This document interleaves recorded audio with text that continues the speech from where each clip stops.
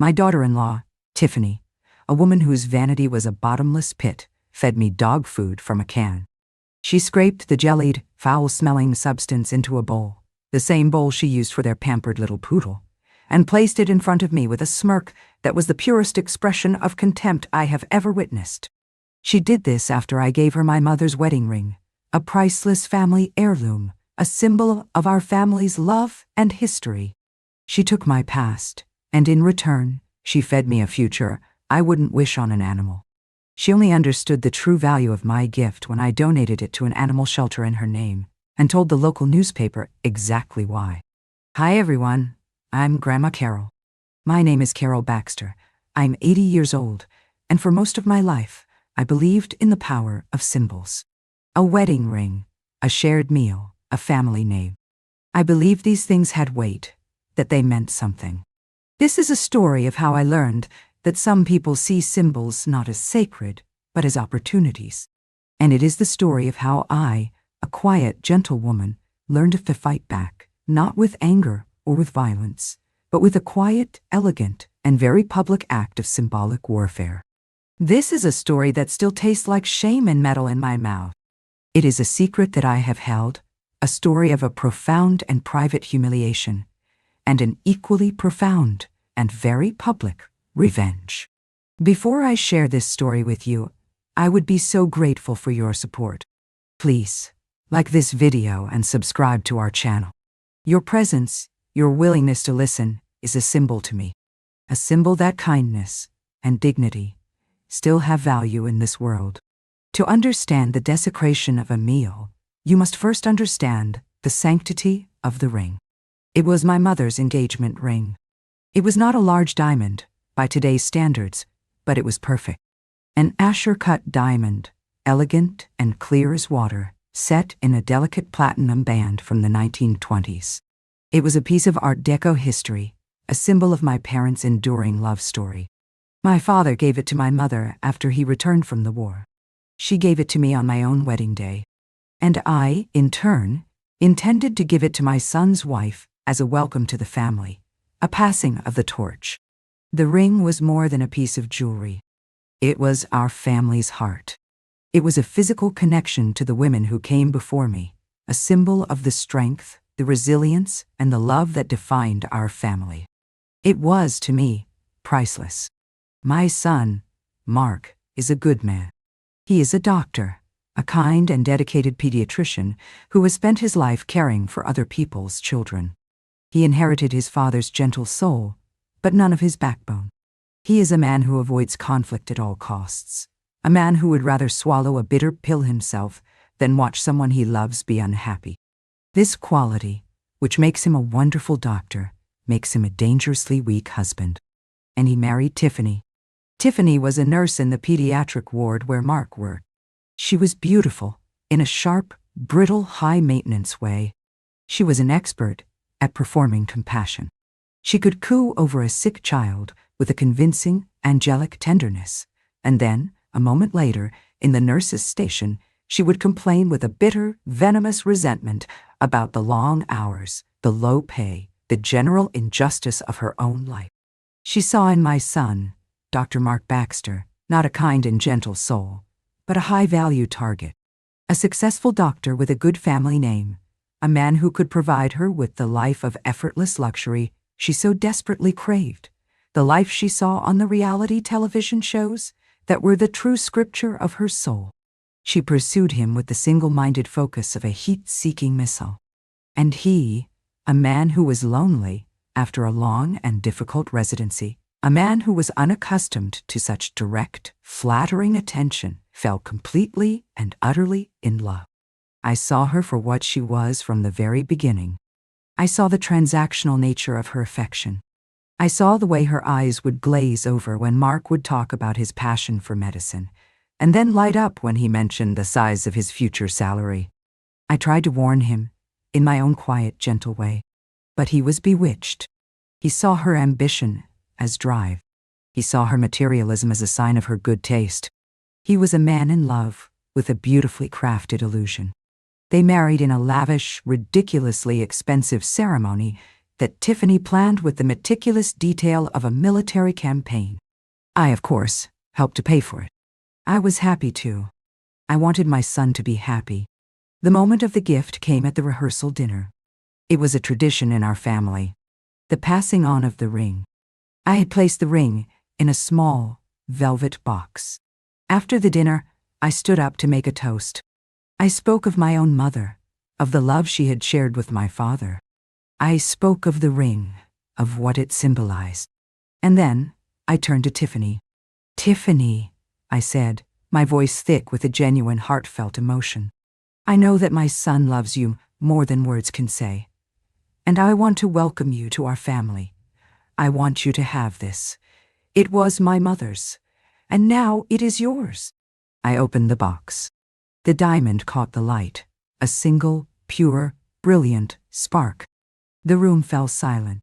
I saw a flicker of something in Tiffany's eyes. It was not love. It was not gratitude. It was the quick, sharp, acquisitive gleam of a predator who has just seen a particularly juicy piece of prey. She let out a theatrical gasp of delight. She hugged me, her embrace thin and brittle. "Oh, Carol," she gushed. It's magnificent. I don't know what to say. I will cherish it forever." She put the ring on her finger. It looked beautiful. And it looked, to my eyes, completely and utterly out of place. A piece of real, quiet, and valuable history on the hand of a woman who was a cheap and glittering fake. For the first few years of their marriage, our lives were separate, and therefore peaceful. They lived in their large new house in the suburbs. I lived in my small, comfortable apartment in the city. I saw them for holidays, for birthdays. I played the part of the polite, loving mother-in-law. And Tiffany played the part of the polite, dutiful daughter-in-law. The change came when my own health began to fail. A series of small strokes left me with a permanent weakness on my right side and aphasia, a frustrating condition that made it difficult for me to find the right words. My mind was sharp, but the connection between my brain and my mouth was a frayed, unreliable wire. I could no longer live on my own. The decision was made that I would move in with them. It was presented, as always, as an act of loving, selfless generosity. "We can't have you in a nursing home, Mom," Mark had said, his face a mask of worried sincerity. "Your family will take care of you." "Of course we will," Tiffany had chimed in, her smile a beacon of false compassion. "It will be our honor." So I moved into their guest room. And so my new life, my life as a silent, burdensome piece of furniture began. The first few months were a quiet descent into a state of benign neglect. With Mark at the hospital for long hours, Tiffany was my sole caregiver. And she was not a woman who was designed for caregiving. My needs, my slow pace, my frustrating struggle with words were a constant, irritating disruption to her life of online shopping and reality television. She began by taking over my finances, an act disguised as helpfulness. "Carol, you shouldn't have to worry about bills," she said, helping me sign the papers that gave her power of attorney. "Let me handle all of this for you." I now know that this was the moment she gained access to my generous pension, the pension that would fund her escalating cruelties. The verbal abuse started soon after. It was subtle at first, a constant, low-level stream of criticism, disguised as concern. "Are you sure you want to wear that old dress, Carol? It's so drab. You should let me buy you some new things. You're having trouble with your words again, aren't you? Just take your time. Try to think before you speak." She spoke to me as if I were a particularly slow child, her voice a mixture of pity and a profound, bone-deep impatience. She was constantly reminding me of my own infirmity, my own dependency. The act that marked the true beginning of the end was the dog food. It was an act of such casual, stunning cruelty that my mind, even now, struggles to comprehend it. It happened on a day when Mark was working a 24-hour shift at the hospital. Tiffany had been in a particularly foul mood all day. She had been complaining about money, about the cost of the new patio furniture she wanted, about the general injustice of her own, very comfortable life. For dinner, she made herself a beautiful, grilled salmon salad. She brought it into the living room and ate it in front of the television. She did not make anything for me. By 7 o'clock, I was weak with hunger. I hobbled into the kitchen, my stomach aching. "Tiffany, dear," I said, my words slow and slurred. I am hungry." She looked up from the television, her face a mask of pure reptilian annoyance. "Oh, for God's sake," she muttered. She got up from the sofa with a dramatic, put-upon sigh. She went to the pantry. She took out a can. It was a can of expensive, gourmet dog food. The kind she fed to her pampered yapping Pomeranian, Princess Fluffybutt III. She opened the can. The smell, a rich, livery metallic smell, filled the kitchen. She scraped the jellied, brownish contents into a small bowl. She put it in the microwave for 30 seconds. And then she brought it to me. She placed the bowl on the kitchen table in front of me. "Here," she said, her voice a flat, dead thing. "Eat." I stared at the bowl. I stared at the steaming, foul-smelling substance.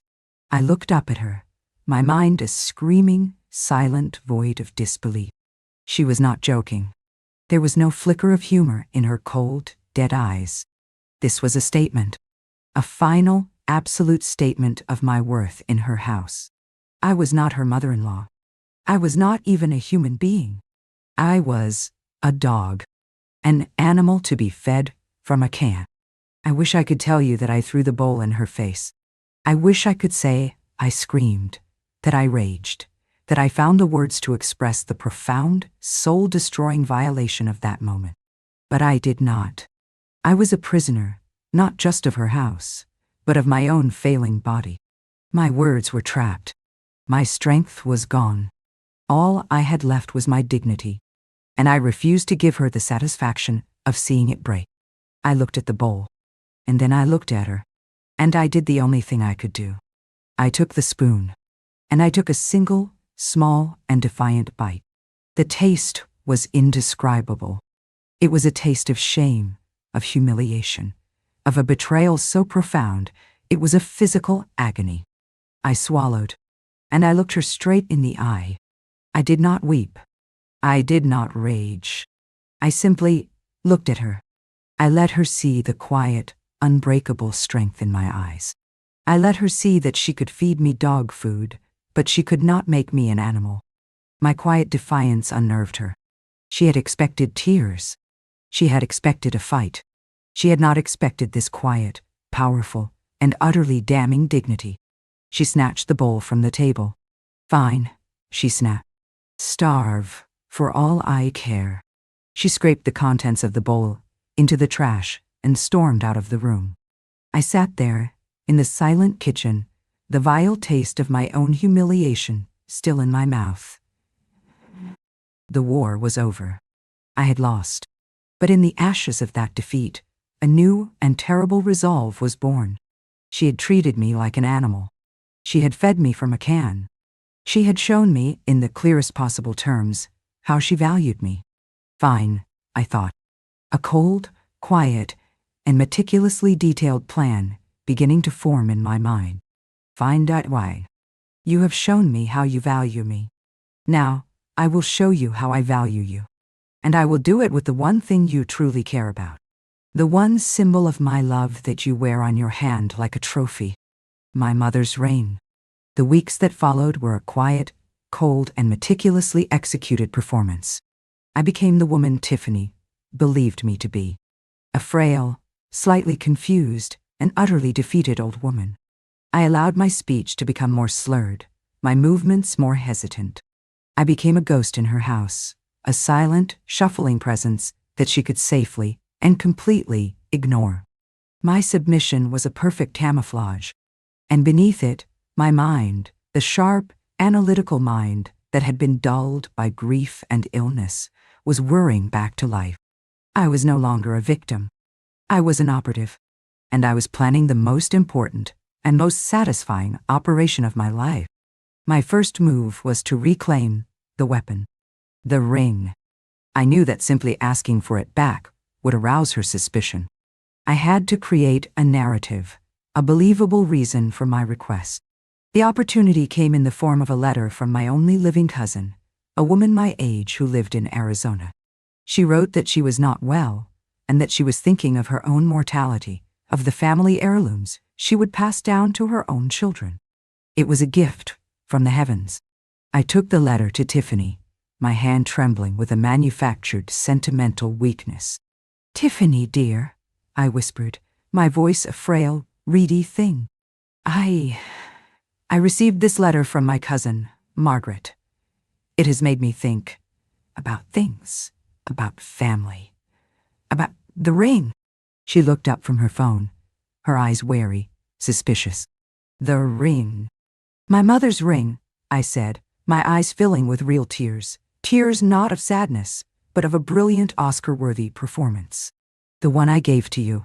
It is the most precious thing I have, and I have not seen it in so long. I would love to see it again, to hold it. Just for a little while, for old time's sake." She stared at me, her sharp mind trying to calculate the angle. What was my motive? But she saw only a sentimental, dying old woman, awash in a wave of nostalgia. She saw no threat. "Of course, Carol," she said, her voice full of a magnanimous, patronizing pity. She went to her jewelry box, a ridiculously expensive, velvet-lined affair, and she took out the ring. She placed it in my hand. The feel of the cool, heavy platinum, the familiar weight of it, sent a jolt of pure, triumphant energy through me. The weapon was back in my possession. "Thank you, my dear," I whispered. "You are so kind." I took the ring back to my room, and my real work began. I, of course, had no intention of keeping it. My plan was far more creative, far more symbolic, and far more public. I began my research on my tablet, in the quiet of my room, while Tiffany was out at her yoga classes and her long ladies' lunches. I was looking for a charity, not just any charity. It had to be the perfect one. A charity whose mission would, when paired with the story of the ring, create a narrative of such perfect, tragic irony that it would be irresistible to the local media. And, as a final beautiful turn of the screw, I wanted a charity that Tiffany herself publicly supported, a charity she used to burnish her own public image of compassion and generosity. I found it on her own social media feed. She was on the board of a glamorous fundraising committee for the local animal shelter. The Pause for a Cause Gala was their biggest event of the year. She had posted dozens of pictures of herself, cuddling puppies, her face a mask of performative love for the very creatures whose food she had deemed good enough for her own mother-in-law. The animal shelter. It was perfect. It was a work of poetic genius. I began my secret correspondence. I contacted the executive director of the shelter, a woman named Mrs. Gable. I wrote to her from a new anonymous email account. I told her that I was a lawyer, representing a client who wished to make a significant and very special in-kind donation. I described the ring. I told her its history, its provenance, and I told her that my client, a deeply private and philanthropic woman, wished to donate this priceless family heirloom to be the star attraction at the silent auction of their upcoming gala. Mrs. Gable was, of course, ecstatic. A vintage, Asher-cut diamond ring. It would be the talk of the town. It would raise a fortune for her beloved animals. But I, as the anonymous lawyer, had a few conditions. First, the donation was to be made in honor of a woman who had been a great inspiration to my client, a woman known for her own quiet, and often unheralded, work on behalf of the community's most vulnerable creatures, a woman named Tiffany Miller. Second, the story of the ring was to be the centerpiece of the auction. The program for the gala was to include a full-page, beautifully written story about the ring's history, my mother, my father, my own loving marriage to my husband. The story of a legacy of love, passed down through generations. And third, the highlight of the evening's program was to be a short speech. A speech to be given by the woman who was a living part of the ring's history. A speech to be given by me. I was to be a surprise guest, introduced as the mother-in-law of the incredibly generous donor, there to tell the story of the ring before the bidding began. Mrs. Gable agreed to all my terms. She was a woman who understood the power of a good story. The trap was set. The invitations were sent. The date was circled on the calendar. And Tiffany, the chairwoman of the Pause for a Cause Gala, had no idea that she was about to become the star of a show she did not produce, the guest of honor at her own public execution. She was so busy planning the party, she had no idea she was also planning her own downfall. The only thing left to do was to wait for the night of the gala and to prepare my speech, my final and most important performance. The night of the Pause for a Cause Gala arrived on a wave of glittering social anxiety. It was the premier charity event of the season, a night where the city's wealthiest and most influential people gathered to outdress, outbid, and outperform one another in a grand theater of public generosity. And at the center of it all, the radiant, smiling queen of the evening, was my daughter-in-law, Tiffany. I watched the preparations from a distance, a ghost in the machine of her social climbing. I saw the pictures she posted online of her dress fitting, a breathtaking, $1,000 gown of emerald green silk. I saw her frantic posts about the floral arrangements, the seating charts, the celebrity guest list. She was not just planning a party, she was engineering her own coronation. I, meanwhile, was making my own, much quieter preparations. I had chosen my own dress. It was not new. It was a simple, elegant black velvet dress that I had owned for 20 years. It was a dress I had worn to my own husband's funeral. It felt appropriate. Mrs. Gable, the director of the animal shelter and my secret co-conspirator, had arranged everything. A private car was sent to pick me up from my nursing home. I was not to arrive through the grand red-carpeted front entrance. I was to be spirited in through a side door, a secret guest, a ghost waiting in the wings. I arrived and was ushered into a small, quiet dressing room backstage. I could hear the sounds of the party through the walls, the murmur of 100 conversations, the clinking of champagne glasses, the soft strains of a string quartet. It was the sound of a world I was no longer a part of, a world that had discarded me. But tonight, I was not a guest. I was the main event. Mrs. Gable came in to see me. She was a kind, no-nonsense woman with intelligent eyes that had seen both the best and the worst of humanity. She took my old, trembling hands in hers. "Are you ready for this, Carol?" she asked, her voice soft with a genuine concern. I looked at her, and I gave her a small, steady smile. "My dear," I said, my voice clear and strong, "I have been ready for this for a very long time." The evening's program began. I watched on a small monitor in my dressing room. I watched as Tiffany took the stage to give her opening remarks as the gala's chairwoman. She was magnificent. She was luminous. She spoke with a practiced emotional tremor in her voice about the importance of kindness, of compassion, of giving a voice to the voiceless. She spoke of the unconditional love of animals. And she received a thunderous round of applause. She was an actress at the peak of her powers, delivering the performance of a lifetime. Then came the silent auction. And then, the main event. The live auction. The auctioneer, a fast-talking man with a slick tuxedo and a booming voice, took the stage. He auctioned off a trip to Tuscany, a private yacht excursion, a custom-designed piece of jewelry. The bids flew, the numbers climbed into the tens of thousands. And then he came to the final, most anticipated item of the evening. "And now, ladies and gentlemen," he boomed, his voice dropping to a dramatic hush, "we come to a truly unique, truly priceless item. A piece of history, a symbol of enduring love. I present to you the heirloom ring. New Dardan." A single, brilliant spotlight hit a velvet pedestal at the center of the stage. On it, nestled in a small open box, was my mother's ring. The Asher-cut diamond seemed to drink in the light, and then explode it back out, a star of pure, cold fire in the darkened ballroom. A collective gasp went through the crowd.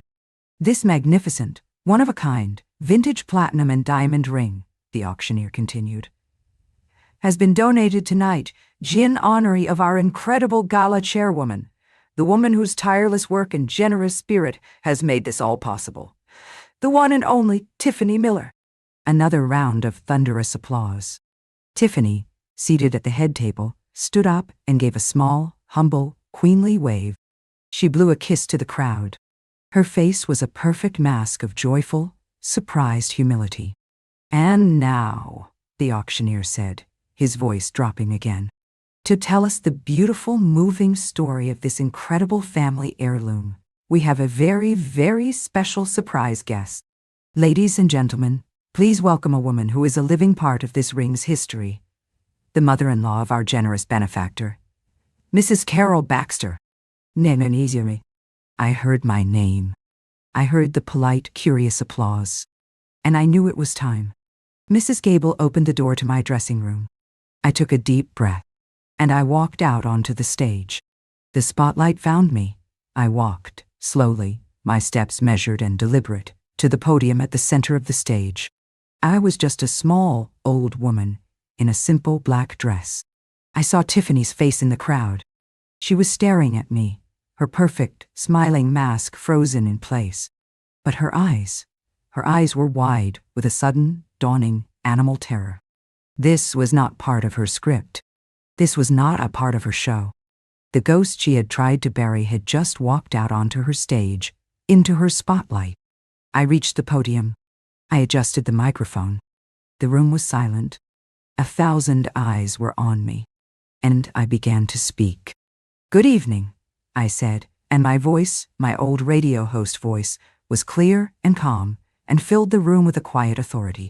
"My name is Carol Baxter, and I am here tonight to tell you the story of a ring."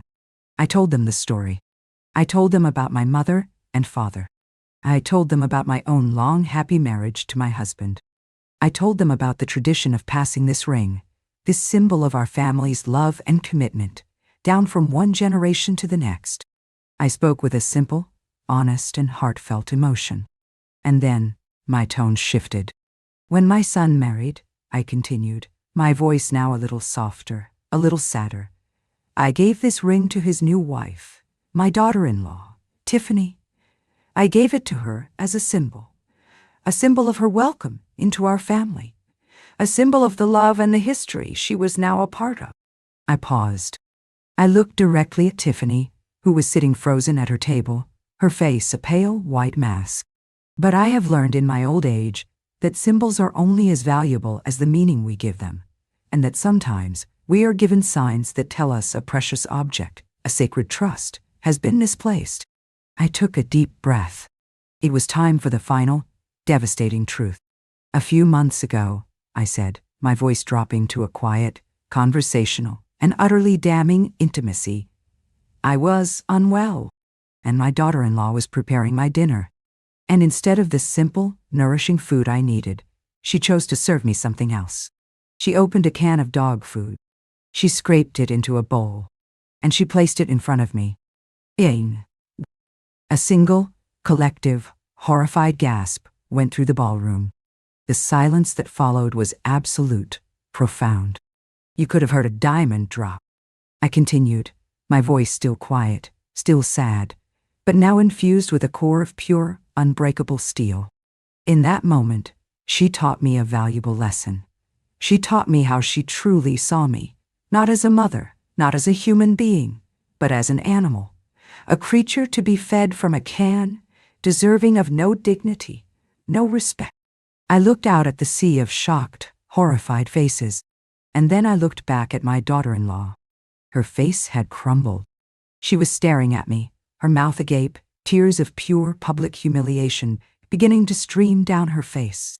My son beside her looked as if he had been turned to stone. "And so," I said, delivering the final, quiet and elegant blow, "I decided that she was right. My place in her world was with the animals. And so it seemed only fitting that this ring, this symbol of my family's human love and history, no longer belonged on her hand. It belonged here, with the creatures she has deemed to be my peers. I donate it tonight, in her name, so that every animal in this shelter can be fed with the dignity and the respect that she so cruelly denied me." Ending all. I finished my speech. The silence in the room held for a long, pregnant moment. And then, the applause began. It was not the polite, dutiful applause from before. It was a roar, a tidal wave of sound, of empathy, of a shared, communal, and righteous fury. They were not just applauding me. They were applauding the simple, beautiful, and terrible truth I had just laid bare. And as I stood there, in the warm, bright spotlight, I looked at my daughter-in-law, the beautiful, celebrated, and now utterly destroyed socialite, and I knew that my haunting was complete. I had not just taken her ring. I had taken her name, her reputation, her entire, carefully constructed world, and I had given it all to the dogs. The Pause for a Cause gala of that year became the stuff of local legend. It was not remembered for the money it raised, though the ring, fueled by the sensational story, sold for an astronomical sum. It was remembered as the night of the great, public shaming of Tiffany Miller. She and my son did not stay for the rest of the auction. They fled, a silent, shamefaced couple, through a gauntlet of whispers, of stares, of the cold, hard judgment of their own social circle. The beautiful, emerald green dress she wore that night became her shroud. The fallout was swift and brutal. The story, of course, was everywhere. The local papers, the city blogs, the gossip circles. They were merciless. Tiffany, the celebrated philanthropist, the angel, was recast overnight as a monster. The #MadisonTheAngel hashtag was sarcastically replaced with #DogFoodTiffany. Her carefully constructed world of influence and adoration evaporated. Her friends, the ones who had flocked to her parties and sung her praises, abandoned her. Her social life, the very oxygen she breathed, was cut off. She became a pariah in the town she had tried so hard to conquer. Their marriage, which had been a partnership built on her social ambition and his weak-willed desire to please her, could not survive the public humiliation. The foundation of lies and performance had been dynamited. There was nothing left but the ugly rubble of the truth. They separated within a month, and the divorce was finalized by the end of the year. Mark, my son, was a broken man. He was collateral damage in a war he had refused to see was being waged. He had been shamed, not by my actions, but by his own inaction. His failure to protect his own mother, his willingness to stand by in silent complicity while she was being abused, was now a matter of public record. He came to me, his face a mask of profound and pitiable shame. He begged for my forgiveness. Forgiveness is a complicated thing. I told him that I loved him, because I did. He is my son. But I also told him that the trust between us, the simple, easy love of a mother for her child, was a thing that had been broken, and that I did not know if it could ever be fully repaired. We are a work in progress. And what of me? I did not return to their house.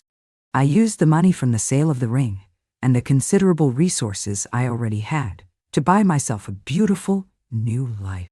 I bought a small, elegant condominium in the city, with a doorman and a view of the park. I filled it with books, with music, with beautiful things that held real stories, real memories. The animal shelter, in a final, beautiful act of poetic justice, used a portion of the proceeds from the auction to build a new, state-of-the-art wing for their senior animals. And against my own protestations, they named it the Carol Baxter Wing for dignified care. My name is now, quite literally, a symbol of the very thing my daughter-in-law tried to take from me. I learned a powerful lesson from all of this. Words are powerful. Symbols are powerful. A ring, a meal, a story. These things have a weight, a value, that cannot be measured in dollars and cents. When someone tries to devalue you, to strip you of your dignity, to feed you dog food, do not meet them on their own, ugly terms. Do not scream. Do not rage. Instead, find the thing they value most, their reputation, their social standing, their perfect, curated image. And then, take that thing, that hollow, fragile thing, and hold it up to the light for all the world to see. Tell your story. Tell the truth. And you will find that the truth, spoken quietly, with dignity, is the most devastating and most satisfying revenge of all. Thank you for allowing me to share my story with you today. Thank you for listening and for understanding that a person's worth is not in the clothes they wear or the money they have, but in the simple, unassailable truth of their own human heart. Please show your support for this channel by liking this video, subscribing, and clicking that notification bell. In the comments below, I invite you to share a story about a symbol, an object, a gesture that holds a deep and powerful meaning for you. Love you all. This is Grandma Carol, and I'll see you in the next story.